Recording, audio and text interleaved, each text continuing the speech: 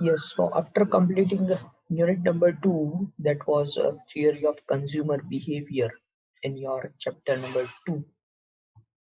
Today we are starting unit number 3, that is supply. Now, two different aspects are there, theory of demand and theory of supply.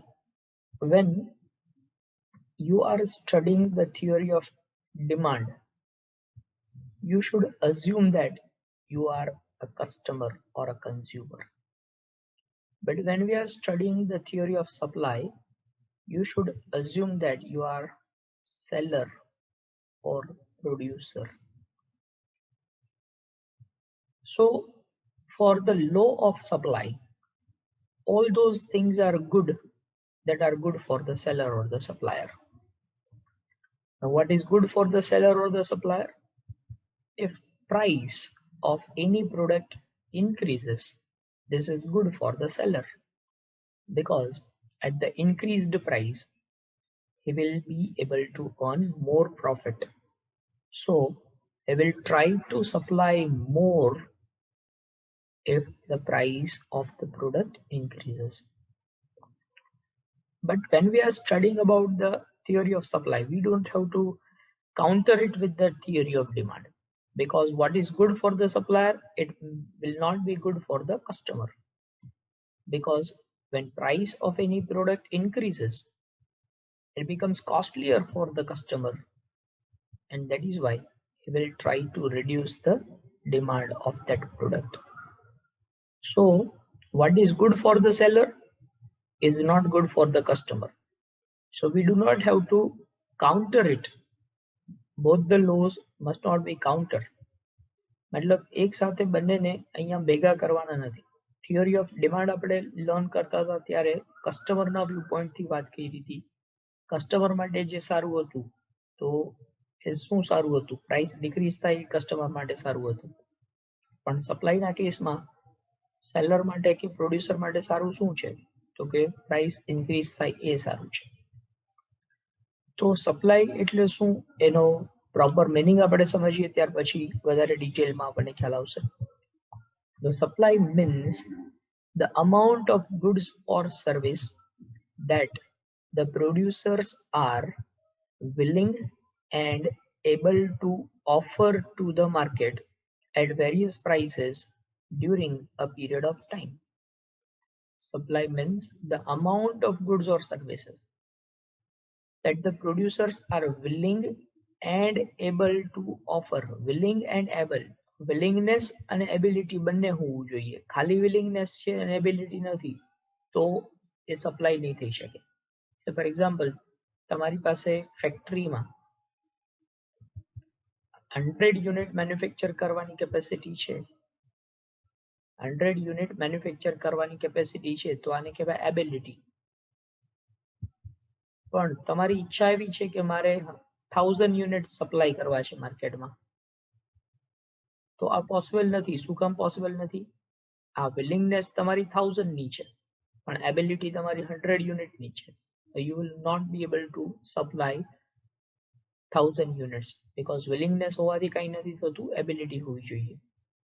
Okay, ability 100 યુનિટની છે પણ તમને એમ લાગે છે કે અત્યારે માર્કેટમાં જે પ્રાઇસ ચાલે છે ને આ પ્રાઇસ ઉપર આપણે 100 યુનિટ સપ્લાય ન કરાય, આપણે 60 જ ઓફર કરવા જોઈએ.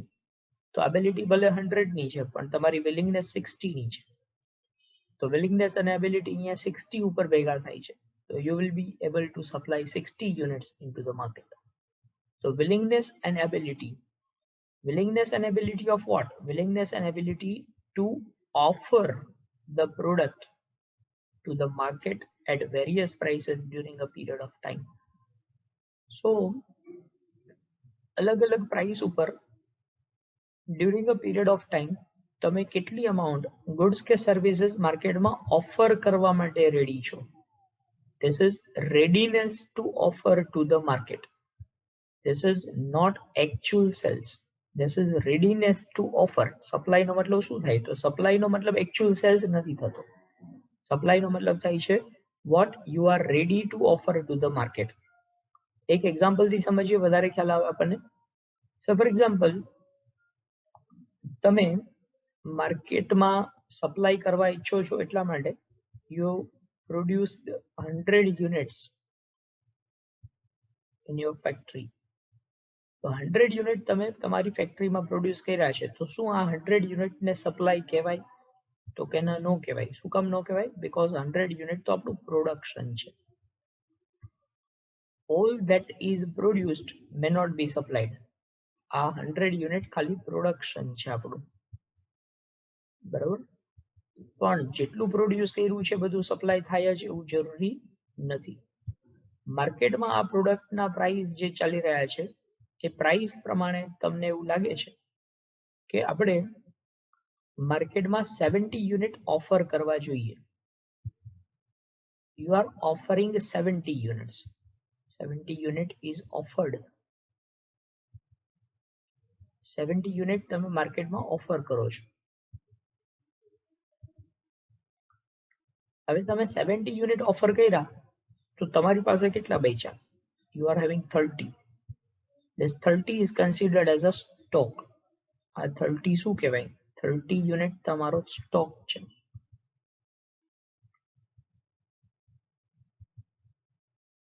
હવે તમે 70 ઓફર કર્યા હતા માર્કેટમાં. Do you think all 70 would get sold? કદાચ 70 એ 70 વેચાઈ જાય ને કદાચ નો વેચાય. ચાલો, તો 70 was offer. 70 તમે ઓફર કર્યા હતા, પણ એ 70 માંથી સપોઝ સેલ થઈ ગયા 50 જ. 50 સેલ થયા તો 50 સપ્લાય કહેવાય કે નો કહેવાય? 50 સપ્લાય નો કહેવાય, 50 એકચ્યુઅલ સેલ કહેવાય. 50 is the actual sell. 70 તમે ઓફર કર્યા હતા, 50 સેલ થઈ ગયા, 20 બચ્યા. 20 પાછા શેમાં આવશે? This will come to the stock. હવે આ આખાઈમાં સપ્લાય કેટલું કહેવાય? તો સપ્લાય કહેવાય 70. તો ફરીથી પાછું સપ્લાયની ડેફિનેશન આવી, willing and able to offer to the market. તો ઓફર તમે જેટલું કરો છો ને એટલું જ સપ્લાય કહેવાય. તમે જેટલું ઓફર કર્યું છે એટલું સેલ થયો જ જાય એવું જરૂરી નથી. તમે જેટલું સેલ કરો છો એને સપ્લાય કહેવાય એવું જરૂરી નથી. તમે જેટલું પ્રોડક્શન કરો છો એને સપ્લાય કહેવાય એ પણ જરૂરી નથી. સપ્લાય મતલબ તમે કેટલું માર્કેટમાં ઓફર કરવા માટે રેડી છો. That is readiness to offer at a particular price during a period of time. કોઈ ચોક્કસ સમય દરમિયાન તમે માર્કેટમાં કેટલું ઓફર કરવા માટે રેડી છો. that readiness to offer is considered as a supply. તો અહીંયા આ એક્ઝામ્પલ પ્રમાણે સપ્લાય છે એ 70 યુનિટ થઈ કહેવાય. Now supply refers to what a firm offer for sale in the market. આપણે જે વાત કરી એ જ વાત ફરીથી પાછી એના ટેકનિકલ ટર્મ્સમાં આપી છે. Supply refers to what a firm offer for sale in the market, not necessarily to what they succeed in selling. એકચ્યુઅલમાં જેટલું સેલ થાય છે એ તો એકચ્યુઅલ સેલ્સ કહેવાય, એને સપ્લાય નો કહેવાય. મતલબ તમે માર્કેટમાં જેટલું ઓફર કરો છો એટલું જ સપ્લાય કહેવાશે. What is offered may not get sold. જેટલું ઓફર કર્યું છે બધું જ વેચાઈ જાય એવું જરૂરી નથી. તમે ઓફર કર્યા છે 100 યુનિટ, તો 100 એ 100 એ વેચાઈ જ જાય એવું જરૂરી નથી. 100 માંથી માનો કે 70 સેલ થયા, તો 70 છે એ એકચ્યુઅલ સેલ્સ કહેવાય, પણ તમારી સપ્લાય છે કેટલી કહેવાય? સપ્લાય 100 ની કહેવાય. મતલબ તમે જેટલું ઓફર કરો છો એ સપ્લાય છે. તો સપ્લાયનો મતલબ બિલકુલ એવો બિલીવ નહીં કરતા કે સપ્લાય મતલબ સેલ્સ. સપ્લાય મતલબ ઓફર ફોર સેલ. જે વાસ્તવિકતામાં વેચાય છે, જે કસ્ટમર ખરીદીને લઈ જાય છે, એ ખરીદીને લઈ જાય છે એ સેલ્સ છે. That is your actual sales. હવે એકચ્યુઅલ સેલ્સ એ સપ્લાય કરતા ઓછું હોઈ શકે. એકચ્યુઅલ સેલ્સ સપ્લાય કરતા ઓછું હોઈ શકે, એકચ્યુઅલ સેલ્સ સપ્લાય જેટલું હોઈ શકે, પણ એકચ્યુઅલ સેલ સપ્લાય કરતા કોઈ દિવસ વધારે ન હોઈ શકે. શું કામ? કારણ કે તમે માર્કેટમાં જેટલું લઈ આવ્યા છો એના કરતા વધારે સેલ થવાના કોઈ ચાન્સ જ નથી. Actual sales may be less than supply, it may be equal to supply, but it will never be greater than the supply. Then supply requires both willingness and ability to supply. Supply નો મતલબ શું છે તો કે willingness અને ability બંને સાથે મળવા જોઈએ. બે વસ્તુ ભેગી થાય તો જ તમે સપ્લાય કરી શકો. આપણે હમણાં જ એક્ઝામ્પલ આપ્યું કે માર્કેટમાં તમે ફેક્ટરી ચલાવી રહ્યા છો, ફેક્ટરીમાં 100 યુનિટ મેન્યુફેક્ચર કરવાની કેપેસિટી છે, પણ તમે 60 જ માર્કેટ ઓફર કરવા માટે રેડી છો, તો તમારી એબિલિટી 100 ની છે પણ વિલિંગનેસ 60 છે. તો સપ્લાય એકચ્યુઅલમાં કેટલી થશે તો એકચ્યુઅલ સપ્લાય માર્કેટમાં 60 યુનિટની જ થવાની છે. It will not be 100. ભલે તમે 100 બનાવી શકો છો પણ રેડી કેટલા માટે છો? 60 માટે જ રેડી છો. Production cost is often the primary influence on ability. આ તમારી એબિલિટી ટુ પ્રોડ્યુસ જે છે 100, આ 100 યુનિટની એબિલિટી ટુ પ્રોડ્યુસ, એના ઉપર ઇફેક્ટ શું કરે? એના ઉપર ઇફેક્ટ કરે છે cost of production. Cost of production જ્યારે વધારે આવતું હોય તો ફર્મ્સ છે ને એ ઓછું પ્રોડક્શન કરે. ઓછું પ્રોડક્શન કરે તો એબિલિટી ટુ ઓફર પણ હંમેશા ઓછી થાય. કોસ્ટ ઓફ પ્રોડક્શન જો ઓછું હોય, કોસ્ટ ઓફ પ્રોડક્શન ઓછું આવે તો ફર્મ માટે પ્રોડ્યુસ કરવું ઈઝી થઈ જાય. પ્રોડ્યુસ કરવું ઈઝી થઈ જાય તો વધારે પ્રોડ્યુસ કરશે તો ability to sell, ability to offer વધી જશે. તો પ્રોડક્શનની કોસ્ટ જે છે એ પણ એબિલિટી ટુ ઓફર ઉપર ઇફેક્ટ કરતી હોય છે. Then supply is a flow. Two concepts you need to remember. One concept is a stock concept, another is a flow concept. બે પ્રકારના કન્સેપ્ટ તમારે ખાસ યાદ રાખવાના છે, સ્ટોક કન્સેપ્ટ અને ફ્લો કન્સેપ્ટ. આ શું છે એ આપણે સમજીએ. ફ્લો કન્સેપ્ટ શું કહેવાય અને સ્ટોક કન્સેપ્ટ શું કહેવાય? તો પહેલા હું સ્ટોક માટે વાત કરું છું. સ્ટોક કન્સેપ્ટ મતલબ શું? તો when any data is presented on a point of time, it is called stock concept. જ્યારે કોઈ પણ ડેટા પોઈન્ટ ઓફ ટાઈમ ઉપર પ્રેઝન્ટ કરવામાં આવ્યો હોય તો એને સ્ટોક કન્સેપ્ટ તરીકે ઓળખવામાં આવશે. when any data is presented on a point of time. Point of time એટલે શું? તો તમને લોકોને પોઈન્ટ ઓફ ટાઈમનું એક્ઝામ્પલ સમજવા માટે આપણે તમારા ફાઇનલ અકાઉન્ટ્સની વાત કરીએ. સે ફોર એક્ઝામ્પલ તમે ફાઇનલ અકાઉન્ટ પ્રિપેર કરો છો તો ફાઇનલ અકાઉન્ટમાં બેલેન્સ શીટ પ્રિપેર કરો. બેલેન્સ શીટ ઉપર ટાઇટલ શું હોય? બેલેન્સ શીટ ઉપર ટાઇટલ આવું હોય કે balance sheet of XYZ limited as on 31st March 2020. Suppose 31st March 2020 as on 31st March. as on 31st March મતલબ શું? તો એનો મતલબ એવો થયો કે બેલેન્સ શીટમાં જે કંઈ પણ ડિટેલ્સ આપવામાં આવી છે એ બધી ડિટેલ્સ 31st March 2020 ના દિવસની પરિસ્થિતિ દર્શાવે છે. એ આખા વર્ષની પરિસ્થિતિ નથી દર્શાવતું. એ આ પર્ટિક્યુલર પોઈન્ટ ઓફ ટાઈમ જે 31st માર્ચ 2020 નો દિવસ છે એ દિવસની પરિસ્થિતિ દેખાડે છે. તો દાખલા તરીકે એમાં લખ્યું છે કેપિટલ, તો કેપિટલ એ આખા વર્ષની નથી. કેપિટલ કયા દિવસની છે? તો કેપિટલ 31st માર્ચની છે. બરોબર. માનો કે એમાં લખ્યું છે ફર્નિચર, તો ફર્નિચરની વેલ્યુ છે એ કયા દિવસ પ્રમાણેની છે? તો ફર્નિચરની વેલ્યુ છે ને એ બેલેન્સ શીટમાં 31st March 2020 ના દિવસની વેલ્યુ છે. તો મતલબ બેલેન્સ શીટમાં જે કંઈ પણ દર્શાવવામાં આવ્યું છે બધું પોઈન્ટ ઓફ ટાઈમ ઉપર પ્રિપેર કર્યું છે. તો જે કંઈ પણ ડેટા પોઈન્ટ ઓફ ટાઈમ ઉપર પ્રિપેર થાય એને સ્ટોક કન્સેપ્ટ કહેવાય. all those data which is presented on a point of time is called stock concept. હવે વાત કરીએ ફ્લો કન્સેપ્ટ. ફ્લો કન્સેપ્ટ દર્શાવે છે period of time. Flow shows period of time. એટલે જ્યારે કોઈ પણ data, when any data is presented on a period of time, it is called flow concept. In the data is presented on a period of time. Period of time એટલે time period ઉપર દર્શાવવામાં આવ્યું. Example લઈએ, દાખલા તરીકે તમે prepare કરી રહ્યા છો profit and loss account, P&L બનાવો તમે, તો પીએનએલ નું ટાઇટલ વિચારો.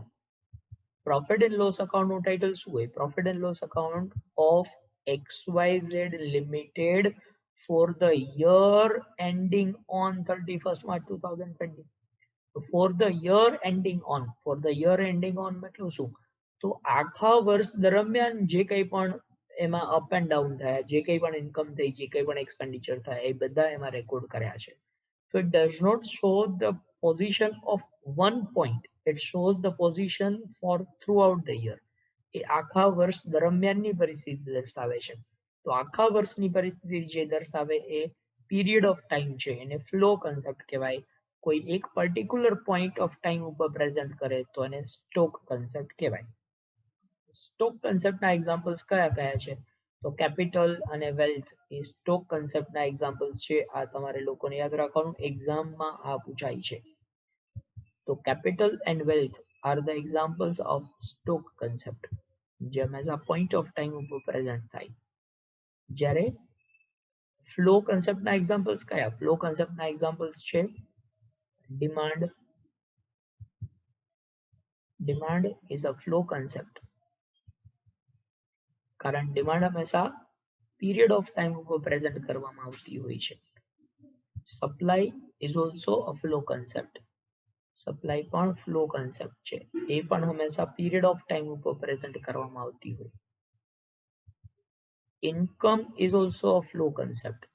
ડિમાન્ડ, સપ્લાય, ઇન્કમ આ બધા જ જે છે એ ફ્લો કન્સેપ્ટ છે, જે પીરિયડ ઓફ ટાઈમ ઉપર પ્રેઝન્ટ થતા હોય છે. તો સ્ટોક મતલબ પોઈન્ટ ઓફ ટાઈમ, ફ્લો મતલબ પીરિયડ ઓફ ટાઈમ. આટલું ખાસ યાદ રાખવાનું છે.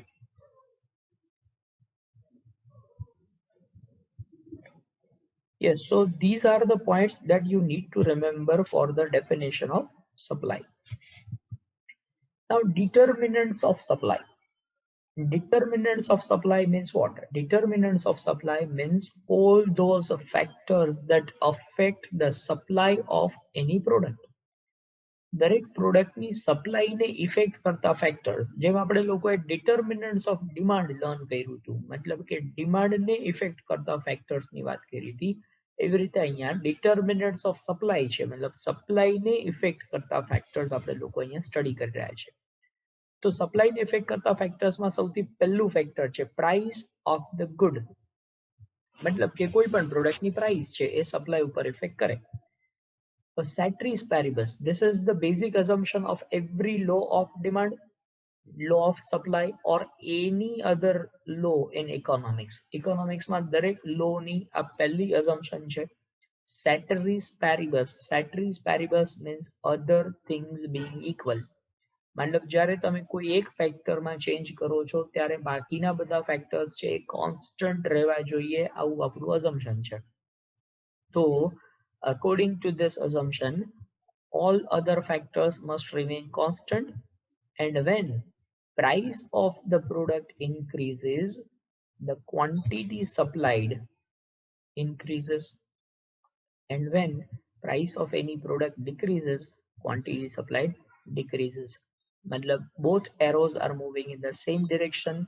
It means there is a positive relation between price and quantity supplied. Price અને ક્વોન્ટિટી સપ્લાઈડ વચ્ચે હંમેશા કેવો રિલેશન છે? પોઝિટિવ રિલેશન, અથવા એને કહેવાય direct relation. So price is the first factor that will affect the supply of the product. Then price of related goods. Related goods મતલબ અહીંયા વાત કરવાની છે substitute goods ની.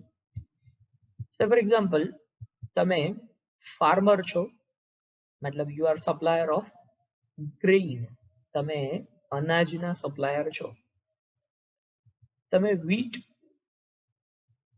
નું માર્કેટમાં સપ્લાય કરવા માંગો છો, અને વીટનું સબસ્ટિટ્યુટ પ્રોડક્ટ છે એ છે મિલેટ. મિલેટ એટલે બાજરો. તો ઘઉં અને બાજરો આ બંને એકબીજાના સબસ્ટિટ્યુટ છે, કાં તમે ઘઉં ખાઓ કાં તમે બાજરો ખાઓ. તો આપણે અહીંયા એવું ચેક કરવા માંગીએ છીએ કે પ્રાઇસ ઓફ વ્હીટ એમાં ચેન્જ આવે એની ઇફેક્ટ એનું સબસ્ટિટ્યુટ પ્રોડક્ટ છે મિલેટ બાજરો, એ બાજરાની સપ્લાય ઉપર શું ઇફેક્ટ આવશે. તો when price of wheat increases, wheatના પ્રાઇસ જો ઇન્ક્રીઝ થાય તો મિલેટની સપ્લાય શું થશે. તો supply of millet will decrease. શું કામ ડિક્રીઝ થશે? કારણ કે wheatના પ્રાઇસ જો ઇન્ક્રીઝ થાય છે તો ફાર્મર માટે કયું ગ્રો કરવું વધારે પ્રોફિટેબલ છે. તો ફાર્મર માટે wheat ગ્રો કરવું વધારે પ્રોફિટેબલ છે, એટલા માટે એ માર્કેટમાં વધુ ને વધુ wheat સપ્લાય કરવાની કોશિશ કરશે, ઘઉં વધારે સપ્લાય કરવાની કોશિશ કરશે. શું કામ? કારણ કે એના પ્રાઇસ વધારે છે, વધારે પ્રાઇસ વાળું વધારે સપ્લાય કરે તો એનાથી શું થાય, તો એનો પ્રોફિટ વધે. તો વધુ પ્રોફિટ કમાવા માટે he will supply more of wheat. And when price of wheat decreases, wheatના પ્રાઇસ જો ડિક્રીઝ થઈ ગયા તો હવે આનો મતલબ એવો થયો કે wheat છે સસ્તું થઈ ગયું, ઘઉં સસ્તા થઈ ગયા. ઘઉં જો સસ્તા થઈ ગયા તો એના માટે એને પ્રોફિટ ઓછો મળશે. પ્રોફિટ ઓછો મળશે તો વધારે પ્રોફિટ શેમાં છે, તો કે હવે વધારે પ્રોફિટ છે મિલેટમાં છે, બાજરામાં છે, તો એ વધારે બાજરો સપ્લાય કરશે. મતલબ સબસ્ટિટ્યુટ પ્રોડક્ટની વાત કરીએ તો પ્રાઇસ અને સપ્લાય વચ્ચે કેવો રિલેશન છે, ઇન્વર્સ રિલેશન છે. In case of substitute products, there is inverse relation between price and supply. Then price of factors of production. Factors of production मतलब क्या? तो factors of production मतलब land, labor, capital, entrepreneur. આ બધા factors of production કહેવાય. Factors of production ના price અને supply. માનો કે અહીંયા ફાર્મર માટે factors of production land, labour, capital, entrepreneurship આ બધા ફેક્ટર ઓફ પ્રોડક્શન છે. આનો યુઝ કરે તો એ વીટની સપ્લાય કરી શકે. બરોબર. હવે સપોઝ ફેક્ટર્સ ઓફ પ્રોડક્શનના પ્રાઇસ ઇન્ક્રીઝ થઈ ગયા, તો ફેક્ટર્સ ઓફ પ્રોડક્શનના પ્રાઇસ ઇન્ક્રીઝ થાય તો એનો મતલબ એવો થયો કે પ્રોડક્શન છે હવે કોસ્ટલી થઈ ગયું. પ્રોડક્શન કોસ્ટલી છે તો સપ્લાય હંમેશા ડિક્રીઝ થશે. અને જો ફેક્ટર્સ ઓફ પ્રોડક્શનના પ્રાઇસ ડિક્રીઝ થાય, ફેક્ટર્સ ઓફ પ્રોડક્શનના પ્રાઇસ જો ડિક્રીઝ થાય તો મતલબ પ્રોડક્શન છે હવે ચીપર થઈ ગયું, પ્રોડક્શન સસ્તું થઈ ગયું. પ્રોડક્શન જો સસ્તું થાય તો સપ્લાય ઇન્ક્રીઝ થાય. તો prices of factors of production, factors of પ્રોડક્શનના પ્રાઇસ જો વધે તો પ્રોડક્શન મોંઘું થયું, પ્રોડક્શન મોંઘું થાય તો સપ્લાય ડિક્રીઝ થાય. પ્રોડક્શન મોંઘું થશે તો ફર્મ્સ છે એ ઓછું પ્રોડ્યુસ કરશે તો સપ્લાય ડિક્રીઝ થશે. અને જો ફેક્ટર્સ ઓફ પ્રોડક્શનના પ્રાઇસ ડિક્રીઝ થઈ ગયા તો મતલબ પ્રોડક્શન ચીપર થઈ ગયું. પ્રોડક્શન જો ચીપર હોય તો વધારે પ્રોડ્યુસ કરવામાં આવે, વધારે પ્રોડ્યુસ થાય તો સપ્લાય પણ ઇન્ક્રીઝ થાય. The next one is state of technology. તમે જે ફેક્ટર ઓફ પ્રોડક્શનનો યુઝ કરો છો એની ટેકનોલોજી તમારા પ્રોડક્શન માટે ટેકનોલોજી જો ઇમ્પ્રૂવ થાય, ટેકનોલોજી ઇમ્પ્રૂવ થાય તો આનો મતલબ એવો થયો કે હવે તમે વધારે પ્રોડ્યુસ કરી શકશો. ટેકનોલોજી ઇમ્પ્રૂવ થઈ તો તમે ઓછી કિંમત ઉપર વધારે પ્રોડક્શન કરી શકશો, ઓછી કોસ્ટ ઉપર વધારે પ્રોડક્શન કરી શકશો. તો ટેકનોલોજી ઇમ્પ્રૂવ થાય તો સપ્લાય ઇન્ક્રીઝ થશે. પણ જો ટેકનોલોજી ડિગ્રેડ થાય, નબળી ટેકનોલોજી હોય તો એવા સંજોગોમાં સપ્લાય છે એ ડિક્રીઝ થશે. તો ટેકનોલોજી ઇમ્પ્રૂવ થાય, સપ્લાય ઇન્ક્રીઝ થાય, અને ટેકનોલોજી જો ડિગ્રેડ થાય તો સપ્લાય ડિક્રીઝ થાય. તો ટેકનોલોજી અને સપ્લાય આની વાત કરીએ તો પોઝિટિવ રિલેશન. દેન ગવર્મેન્ટ પોલિસી. ગવર્મેન્ટ દ્વારા અલગ અલગ પ્રકારની પોલિસીઝ પ્રિપેર કરવામાં આવતી હોય કોઈ પ્રોડક્ટ માટે. ફોર એક્ઝામ્પલ અત્યારે ગવર્મેન્ટ છે એ સોલાર એનર્જી એને પ્રમોટ કરવા માંગે છે, તો માર્કેટમાં સોલાર એનર્જીને લગતા જે કંઈ પણ ઇક્વિપમેન્ટ્સ છે એના માટે ગવર્મેન્ટ છે એ અલગ અલગ પ્રકારની સબસિડી પ્રોવાઈડ કરે છે. તો સોલાર પેનલ છે, સોલાર ઇક્વિપમેન્ટ્સ છે, સોલારને લગતા જે કંઈ પણ પ્રકારના એસેસરીઝ છે, આના ઉપર ગવર્મેન્ટે રિલેક્સેશન આપવાનું શરૂ કર્યું. ગવર્મેન્ટ એના ઉપર રિલેક્સેશન આપે છે એનો મતલબ એમ કે ગવર્મેન્ટની પોલિસી એના માટે ફેવરેબલ છે. એ પ્રોડક્ટ માટે ગવર્મેન્ટની પોલિસી ફેવરેબલ છે. જે પ્રોડક્ટ માટે ગવર્મેન્ટ પોલિસી ફેવરેબલ હોય એની સપ્લાય હંમેશા ઇન્ક્રીઝ થાય. અને એને બદલે ગવર્મેન્ટ ઊંધું કરે કે ચાલો હવે સોલાર પેનલ છે એ બહુ આપણે એની ઉપર ટેક્સ વધારે ચાર્જ કરી લેવો છે, બરોબર. ગવર્મેન્ટ એની ઉપર સબસિડી જે આપતી હતી બધું સબસિડી બંધ કરી દીધું, એની ઉપર ટેક્સ વધારે નાખી દીધો, બરોબર. ગવર્મેન્ટ અલગ અલગ પ્રકારના રેસ્ટ્રિક્શન્સ મૂકી દીધા. તો એનાથી શું થશે? તો આનો મતલબ એમ કે ગવર્મેન્ટની પોલિસી છે એ અનફેવરેબલ છે. ગવર્મેન્ટ પોલિસી જો અનફેવરેબલ હોય તો ફર્મ્સ માટે એ પ્રોડ્યુસ કરવું મોંઘું થઈ જાય અથવા એના ઉપર રેસ્ટ્રિક્શન્સ આવી જાય તો સપ્લાય ડિક્રીઝ થશે.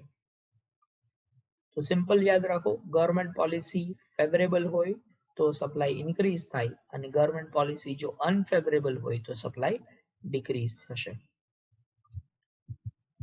Then nature of competition and size of the industry. Nature of competition, હવે માર્કેટની અંદર કયા પ્રકારની કોમ્પિટિશન છે? તો અંડર કોમ્પિટિટિવ કન્ડિશન એટલે અહીંયા કોમ્પિટિશનની વાત છે, મતલબ પરફેક્ટ કોમ્પિટિશન છે. જો પરફેક્ટ કોમ્પિટિશન હોય તો supply will be more. Perfect competition વાળું માર્કેટ હોય તો સપ્લાય હંમેશા વધારે હશે. શું કામ? કારણ કે પરફેક્ટ કોમ્પિટિશનમાં આપણે એવું અઝ્યુમ કર્યું છે કે there is no restrictions to entry into the market. માર્કેટમાં એન્ટર થવામાં કોઈ રેસ્ટ્રિક્શન નથી, બરાબર. તો દરેક ફર્મ પોતાની ઈચ્છા પ્રમાણે માર્કેટમાં આવી શકે છે, પોતાની ઈચ્છા પ્રમાણે માર્કેટમાં આવે ને પ્રોડ્યુસ કરે, સપ્લાય કરે.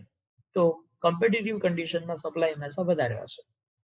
પણ જ્યારે મોનોપોલીની વાત કરીએ, મોનોપોલાઇઝ કન્ડિશન એટલે મોનોપોલીમાં સપ્લાયર કેટલા હશે? તો કે there is only one seller. મોનોપોલીનો મતલબ છે વન સેલર. તો એક જ સેલર હોય તો સપ્લાય હંમેશા ઓછી રહેશે. તો કોમ્પિટિશન હોય તો સપ્લાય વધારે રહેશે, મોનોપોલી હશે તો સપ્લાય હંમેશા ઓછી રહેશે. ત્યારબાદ છે expectations about the market. Future expectations, આપણે જેમ ફ્યુચર એક્સપેક્ટેશન્સ અબાઉટ ધ પ્રાઇસની વાત કરી હતી ઇન કેસ ઓફ ડિમાન્ડ, એવી જ રીતે future expectations of price in case of supply.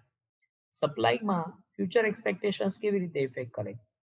તો sellers compare the current price with the future price. હંમેશા કરંટ પ્રાઇસ અને ફ્યુચર પ્રાઇસનું કમ્પેરિઝન કરતા હોય અને સેલરને એવું લાગે કે કોઈ પ્રોડક્ટના પ્રાઇસ ફ્યુચરમાં ઇન્ક્રીઝ થવાના છે. સો ફોર એક્ઝામ્પલ, સુગર અત્યારે એના પ્રાઇસ છે 30 રૂપીસ છે,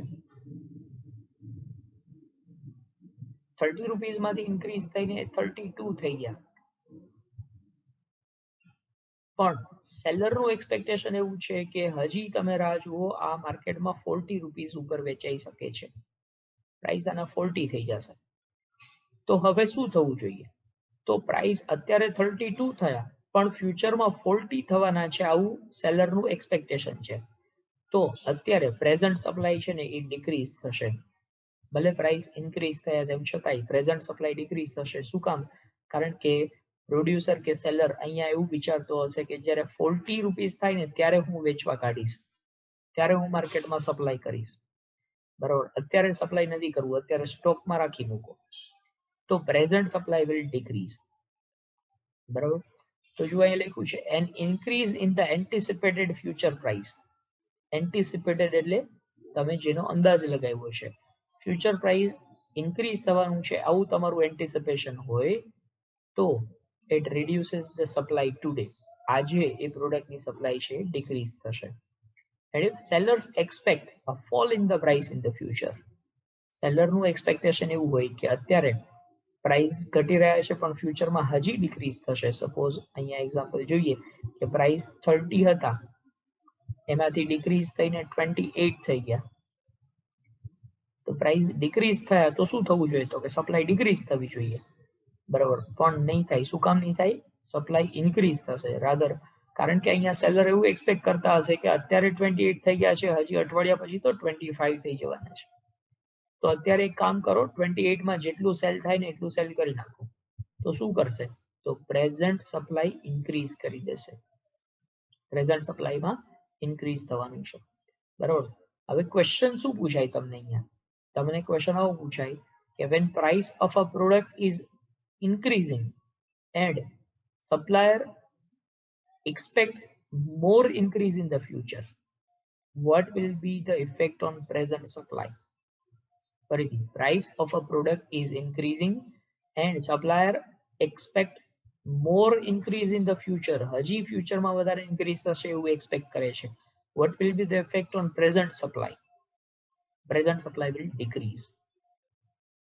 બીજી વાત કરીએ, when price of a product is decreasing and sellers expect more decrease in the future, અત્યારે ડિક્રીઝ થઈ રહ્યા છે, સેલર્સ એવું એક્સપેક્ટ કરે છે કે હજી ફ્યુચરમાં વધારે ડિક્રીઝ થશે. what will be the effect on present supply? Present supply will increase. તો આ રીતે તમને આમાંથી એમસીક્યુ પૂછી શકે. then number of sellers, simple વાત છે. number of sellers જો ઇન્ક્રીઝ થાય, if there is a large number of sellers in the market, so automatically supply will be more, supply will increase. If number of sellers is less, so supply હંમેશા decrease થશે. Besides, entry of new firms, either domestic or foreign, causes the industry supply curve to shift rightward. मतलब કે માર્કેટની અંદર નવી firms enter થાય, domestic firms enter થાય કે ફોરેન ફર્મ એન્ટર થાય, બરોબર. તો માર્કેટ સપ્લાય કર્વ હંમેશા રાઇટવર્ડ શિફ્ટ થશે. રાઇટવર્ડ શિફ્ટ મતલબ સપ્લાયમાં હંમેશા ઇન્ક્રીઝ થશે. તો આ રીતે સપ્લાય કર્વ છે એ રાઇટ સાઇડ શિફ્ટ થશે when supply increases. તો નંબર ઓફ સેલર્સ વધારે હોય તો સપ્લાય ઇન્ક્રીઝ થાય અને નંબર ઓફ સેલર્સ ઓછા હોય તો સપ્લાય ડિક્રીઝ થાય. આ ઉપરાંત there are other factors also. The quantity supplied of good also depends upon government's industrial and foreign policies, goals of the firm, infrastructural facilities, natural factors of weather, flood, earthquake, man-made factors such as war, labor strike, communal riots. Communal riots એટલે જે હુલ્લડ થાય છે, દંગા ફસાદ થાય છે એને communal riots કહેવાય. આવા કોઈ દંગા ફસાદ થતા હોય, લેબર સ્ટ્રાઇક એટલે મજૂરોની હડતાલ થતી હોય, વોર એટલે યુદ્ધ થતું હોય, બરાબર. આ બધા જ ફેક્ટર્સ છે એ સપ્લાય ઉપર ઇફેક્ટ કરતા હોય. આ બધા ફેક્ટર્સ માટે કોમન એક વસ્તુ યાદ રાખવાની કે જો આ બધા ફેક્ટર્સ આપણા માટે ફેવરેબલ હોય તો સપ્લાય હંમેશા ઇન્ક્રીઝ થાય, અને જો આ ફેક્ટર્સ બધા જ અનફેવરેબલ હોય તો સપ્લાય ડિક્રીઝ થાય. કોઈ પણ ફેક્ટરનું એક્ઝામ્પલ લઈએ, દાખલા તરીકે ગવર્મેન્ટ ઇન્ડસ્ટ્રીયલ પોલિસી ફેવરેબલ હોય તો હંમેશા સપ્લાય ઇન્ક્રીઝ થશે, અને ગવર્મેન્ટ પોલિસી જો અનફેવરેબલ હોય તો સપ્લાય ડિક્રીઝ થશે, બરાબર. પછી વાત કરીએ નેચરલ ફેક્ટર્સ, દાખલા તરીકે વેધર, હવામાન જો આપણા માટે ફેવરેબલ હોય, બરાબર, જે પ્રકારની જરૂરિયાત છે એ પ્રકારનો વરસાદ આવે, જેટલી આપણને ગરમીની જરૂરિયાત છે એટલો જ તડકો પડતો હોય, તો મતલબ વેધર આપણા માટે ફેવરેબલ છે. વેધર ફેવરેબલ હોય તો સપ્લાય ઇન્ક્રીઝ થાય, પણ વેધર અનફેવરેબલ હોય, જરૂરિયાત કરતા વધુ વરસાદ આવી જાય, પૂર આવી જાય, તો એ અનાજને નુકસાન કરશે તો અનફેવરેબલ થયું, અનફેવરેબલ હોય તો સપ્લાય ડિક્રીઝ થશે. તો આ બધા માટે કોમન વસ્તુ યાદ રાખવાની છે. if all these factors are favorable, supply will increase. if all these factors are unfavorable, supply will decrease. So these all are the factors that will affect the supply of a product. તો આ બધા જ factors એ supply ઉપર effect કરતા factors છે, આ બધા તમારે યાદ રાખવાના છે.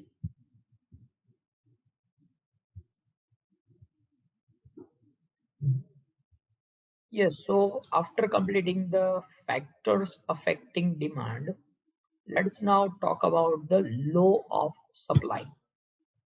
What does this law of supply mean? As we know, we have already understood the law of demand. Now let's talk about law of supply. Same way as was the case in law of demand, the law of supply also starts with the words ceteris paribus. law of demand માં પણ આપણે આ જ words use કરેલો, ceteris paribus. ceteris paribus મતલબ શું? other things being equal, when price of any product increases, quantity supplied increases, and when price of a product decreases, quantity supplied decreases. मतलब price અને quantity supplied વચ્ચે કેવો relation છે? It shows positive relation between price and quantity supply. જ્યારે પણ કોઈ પણ પ્રોડક્ટના price increase થાય છે તો પ્રોડ્યુસર કે સેલર માટે એ પ્રોડક્ટ છે એ માર્કેટમાં ઓફર કરવી વધારે પ્રોફિટેબલ થઈ જાય છે. વધારે પ્રોફિટેબલ થઈ જાય છે તો મતલબ એ વધારે સપ્લાય કરશે, અને જો કોઈ પ્રોડક્ટના પ્રાઇસ ડિક્રીઝ થાય છે તો એ પ્રોડક્ટ ઓફર કરવી એના માટે હવે લેસ પ્રોફિટેબલ છે. લેસ પ્રોફિટેબલ હોય તો એ સપ્લાય હંમેશા ડિક્રીઝ કરશે. તો પ્રાઇસ અને સપ્લાય આની વચ્ચે કેવો રિલેશન છે? તો it shows positive relation between price and supply. Let us talk with the example. This is called supply schedule. At the price of 1 rupee, the supply was 5 kilo. Quantity supplied is 5 kilo. But when price increased થઈને 2 rupees થઈ ગયા, the quantity supplied increased to 35. તો તમે જોઈ શકો છો અહીંયા કે પ્રાઇસ ઇન્ક્રીઝ થાય છે, સપ્લાય ઇન્ક્રીઝ થઈ રહ્યા છે. પ્રાઇસ 3 rupees છે.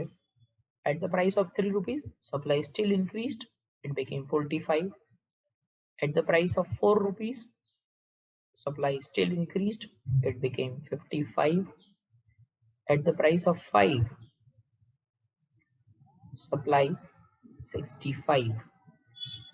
मतलब કે પ્રાઇસ જેમ જેમ ઇન્ક્રીઝ થઈ રહ્યા છે, સપ્લાય ઇન્ક્રીઝ થઈ રહી છે. રિવર્સ ચેક કરીએ. 5 રૂપીસની પ્રાઇસ છે તો supply 65.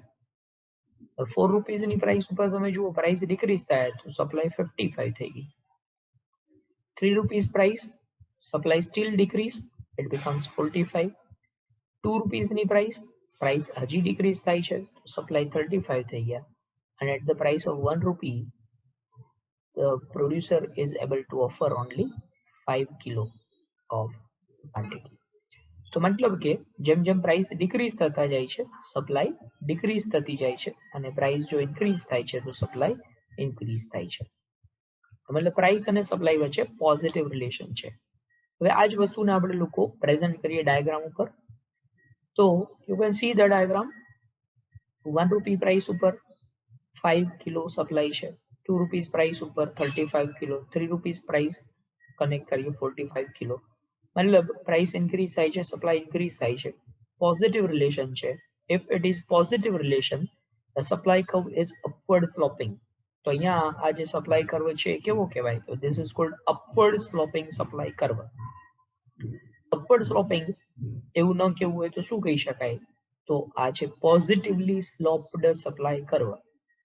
Positively sloped supply curve or upward sloping supply curve. એવું પણ ન કહેવું હોય તો left side down to right side up. Left side down છે ત્યાંથી રાઈટ સાઈડ અપ છે. તો this is left side down to right side up or positive supply curve.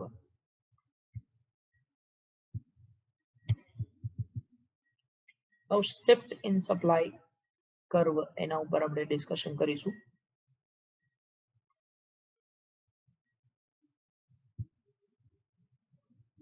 Now as you know that the supply is affected by either price of a product or factors other than price. Supply ઉપર effect કરતા જે factors છે એને આપણે બે પાર્ટમાં divide કરી શકીએ. એક તો પ્રાઇસ છે એને કારણે સપ્લાય ઉપર ઇફેક્ટ આવતી હોય, અને બીજું ફેક્ટર્સ અધર દેન પ્રાઇસ હોય. ફેક્ટર્સ અધર દેન પ્રાઇસ એટલે કયા કયા ફેક્ટર્સ હોય? તો હમણાં જ આપણે વાત કરી કે ગવર્મેન્ટ પોલિસી. ગવર્મેન્ટ પોલિસી એ ફેક્ટર અધર દેન પ્રાઇસ કહેવાય. એવી રીતે ફ્યુચર એક્સપેક્ટેશન્સ. ફ્યુચર એક્સપેક્ટેશન્સ એ પણ ફેક્ટર અધર દેન પ્રાઇસ કહી શકાય. એવી રીતે આપણે કહીએ કે price of factors of production, તો that is also factor other than price. તો મેઇન પ્રોડક્ટના પ્રાઇસ સિવાય બધા જ એ ફેક્ટર અધર દેન પ્રાઇસ તરીકે ઓળખવામાં આવશે. તો આ ફેક્ટર્સ અધર દેન પ્રાઇસ એની ઇફેક્ટ અને પ્રાઇસ ને કારણે ડિમાન્ડ ઉપર આવતી ઇફેક્ટ એમ ડિમાન્ડમાં આપણે સમજ્યા છીએ એવી જ રીતે આપણે સપ્લાય ઉપરની ઇફેક્ટ ચેક કરીએ છીએ. તો પ્રાઇસને કારણે સપ્લાય ઉપર જે ઇફેક્ટ આવે એને આપણે શું નામ આપીએ છીએ? તો એને નામ આપ્યું છે change in quantity સપ્લાઈડ.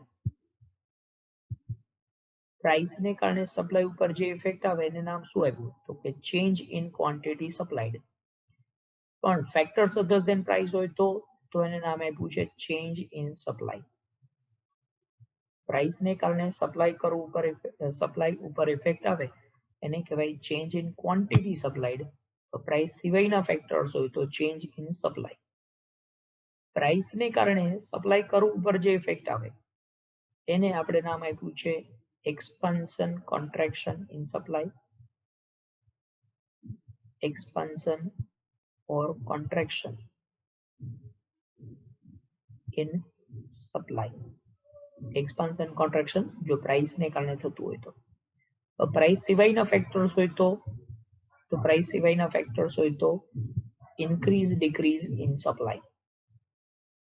Increase or decrease in supply. પ્રાઇસને કારણે જો આવતું હોય તો એક્સપાન્શન ઓર કોન્ટ્રેક્શન હોઈ શકે.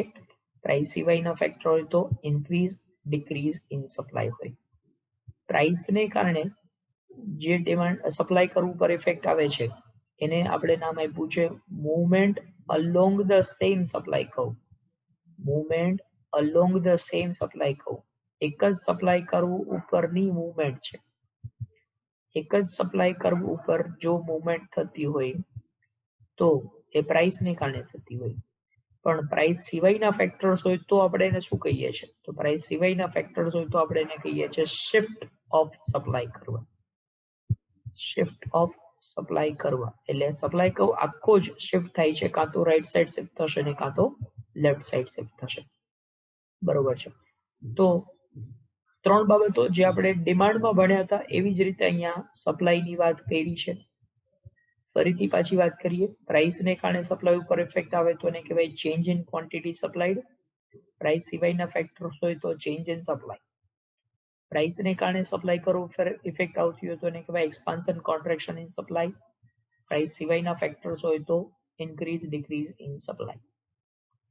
પ્રાઇસને કારણે સપ્લાય કર્વ ઉપર ઇફેક્ટ આવે એનું બીજું નામ છે movement along the same supply curve. Price સિવાયના ફેક્ટર્સ હોય તો shift of supply curve. So these are the points that you need to remember for change in supply.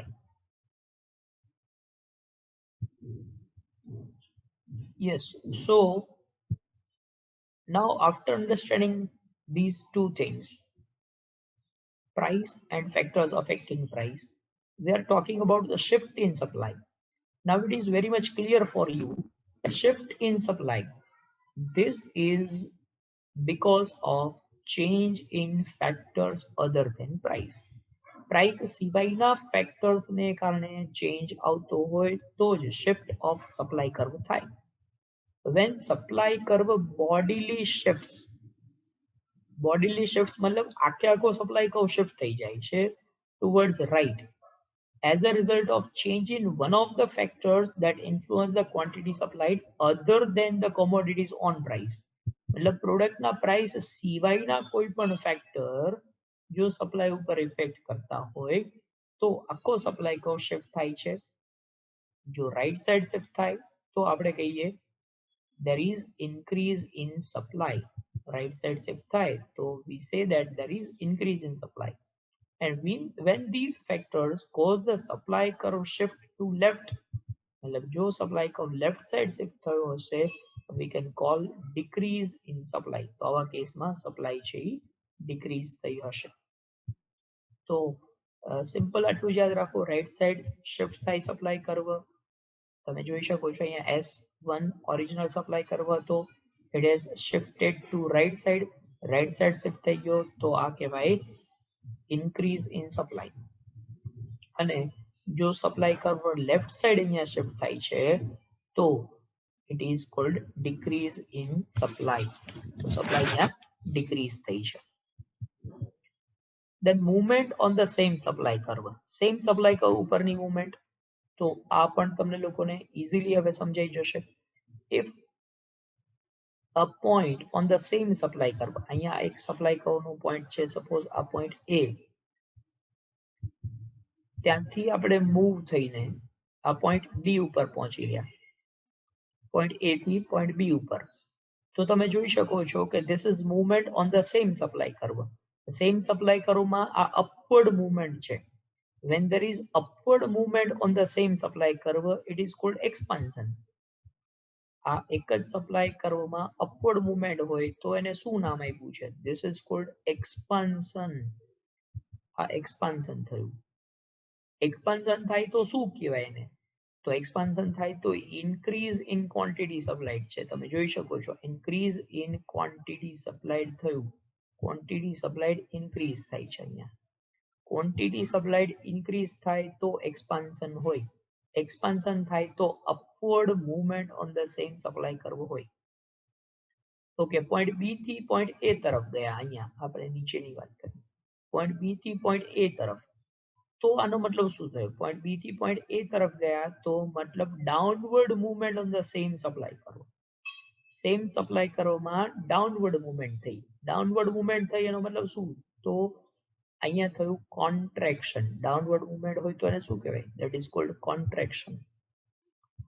અને કોન્ટ્રેક્શન થાય તો શું થાય? કોન્ટ્રેક્શન થાય તો તમે જોઈ શકો છો કે ક્વોન્ટિટી સપ્લાય ડિક્રીઝ થાય છે.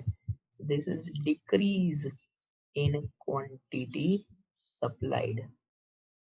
So decrease in quantity supplied when there is a downward movement on the same supply curve, it is called contraction, and when there is contraction, it is called decrease in quantity supplied.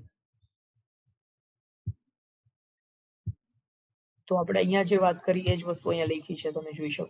When the supply of good increases as a result of an increase in the price, પ્રાઇસમાં જ change થવાને કારણે supply increase થાય છે. We say that there is an increase in quantity supplied. Increase in quantity supplied and there is upward movement on the same supply curve. એક જ supply curve ઉપર upward movement થશે જો પ્રાઇસને કારણે ચેન્જ થયો હોય તો. તો અહીંયા આ એક્સપાન્શન થયું છે એમ કહેવાય. અને પ્રાઇસને કારણે જો સપ્લાય ડિક્રીઝ થાય છે તો આપણે ડાઉનવર્ડ મૂવમેન્ટ જોવા મળશે. ડાઉનવર્ડ મૂવમેન્ટ હોય તો એને કહેવાય કોન્ટ્રેક્શન.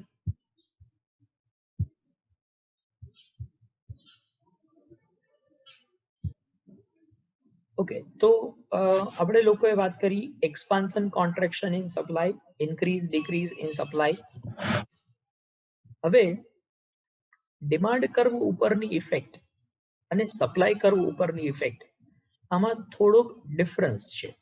જે ડિફરન્સ છે ને એ તમને લોકોને ક્યાંક એક્ઝામમાં કન્ફ્યુઝ કરી શકે, બરોબર. એ એક્ઝામમાં કન્ફ્યુઝન તમારું ન થાય એટલા માટે હું અહીંયા તમને ડાયાગ્રામેટિકલી બે વાત સમજાવી રહ્યો છું. પહેલા આપણે પ્રાઇસને કારણે થતા ચેન્જની વાત કરી રહ્યા છે. ફેક્ટર્સ અધર ધેન પ્રાઇસ એની વાત પછી કરીશું. પ્રાઇસને કારણે જે ઇફેક્ટ આવે એ ઇફેક્ટ ડિમાન્ડ ઉપર શું ઇફેક્ટ આવે છે અને સપ્લાય ઉપર શું ઇફેક્ટ આવે છે આની વાત હું તમને સમજાવી રહ્યો છું. આપણે અહીંયા ડિમાન્ડ કર્વ ડ્રો કરી રહ્યા છીએ અને અહીંયા સપ્લાય કર્વ ડ્રો કરી રહ્યા છીએ. તમને લોકોને ખ્યાલ છે this is the demand curve, this is the supply curve, બરોબર. હવે પ્રાઇસને કારણે જો ડિમાન્ડ પ્રાઇસ ઇન્ક્રીઝ થાય, પ્રાઇસ ઇન્ક્રીઝ થાય તો ડિમાન્ડ ડિક્રીઝ થાય. ડિમાન્ડ ડિક્રીઝ થાય તો ડિમાન્ડ કર્વ ઉપર આમ અપવર્ડ મૂવમેન્ટ આવશે. પહેલા અહીંયા ડિમાન્ડ હતી, બરાબર. હવે પ્રાઇસ ઇન્ક્રીઝ થઈ ગઈ તો ડિમાન્ડ ડિક્રીઝ થઈ. તો તમે જોઈ શકો છો there is upward movement on the same demand curve, and when there is upward movement on the same demand curve, it is called contraction. Demand કર્વમાં અપવર્ડ મૂવમેન્ટ આવે તો એ કોન્ટ્રેક્શન હોય. પણ સામેની વાત કરીએ આપણે પ્રાઇસની. પ્રાઇસ ઇન્ક્રીઝ થાય તો સપ્લાય ઇન્ક્રીઝ થશે. તો માનો કે પહેલા આટલી સપ્લાય હતી અહીંયા આ લેવલ ઉપર, હવે આમ સપ્લાય ઇન્ક્રીઝ થઈ ગઈ, સપ્લાય ઇન્ક્રીઝ થઈ, તમે જોઈ શકો છો પ્રાઇસ ઇન્ક્રીઝ થવાને કારણે પહેલા પ્રાઇસ આ લેવલ ઉપર હતી, હવે પ્રાઇસ ઇન્ક્રીઝ થઈ ગઈ, સપ્લાય ઇન્ક્રીઝ થઈ ગઈ, તો સપ્લાય કર્વમાં અપવર્ડ મુવમેન્ટ આવ્યું, yes or no? When there is upward movement on the same supply curve, upward movement on the same supply curve, it is called expansion. Expansion કહેવાશે અહીંયા. જ્યારે ડિમાન્ડ કર્વમાં upward movement હોય તો એને contraction કહેવાય, પણ સપ્લાય કર્વમાં અપવર્ડ મુવમેન્ટ હોય તો એને એક્સપાન્શન કહેવાય. બરોબર? હવે બીજી વાત કરીએ, પ્રાઇસ ડિક્રીઝ થાય છે, પ્રાઇસ ડિક્રીઝ થઈ તો ડિમાન્ડ શું થશે? ડિમાન્ડ ઇન્ક્રીઝ થશે.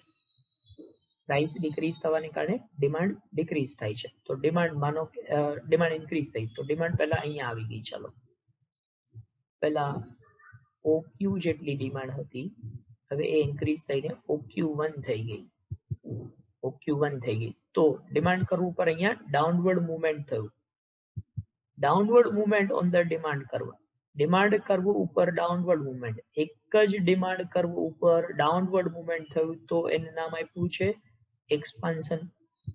This is called expansion. અહીંયા expansion થયું, બરોબર?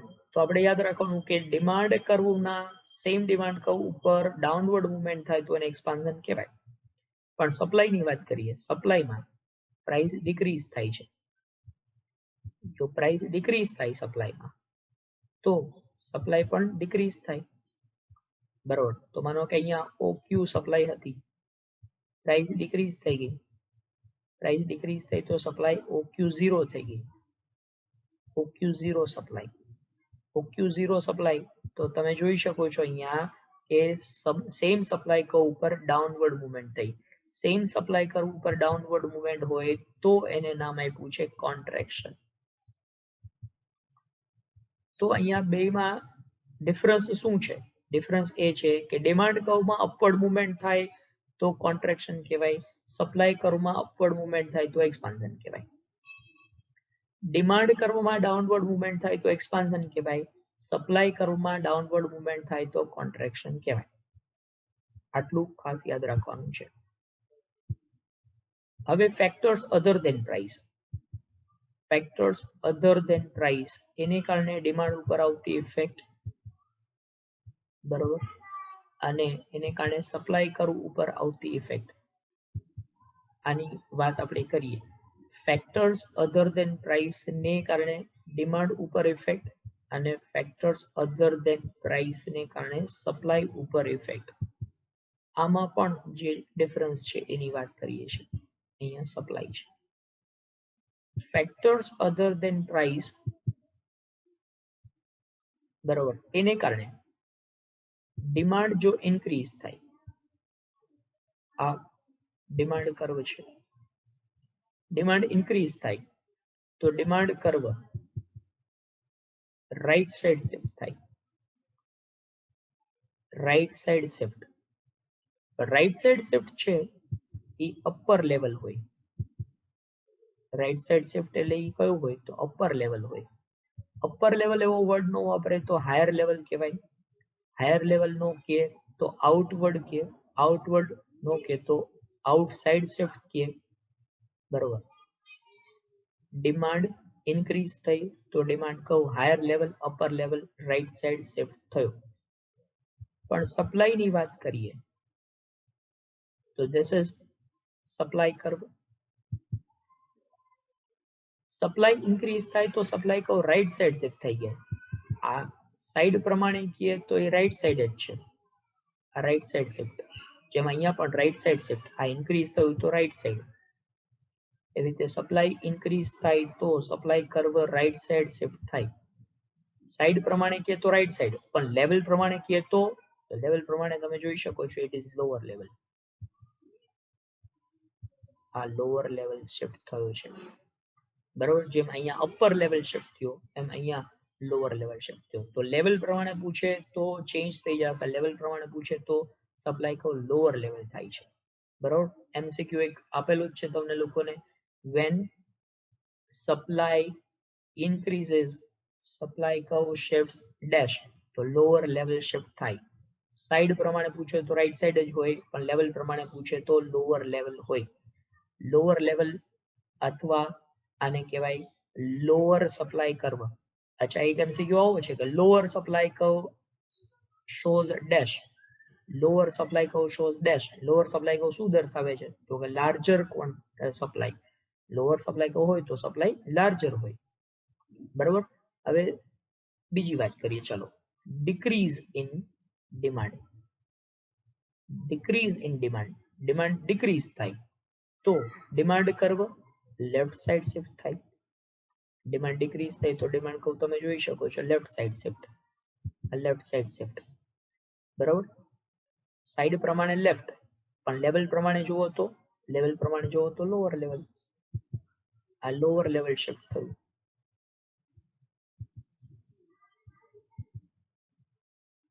પણ સપ્લાયની વાત કરીએ તો સપ્લાયમાં શું થાય?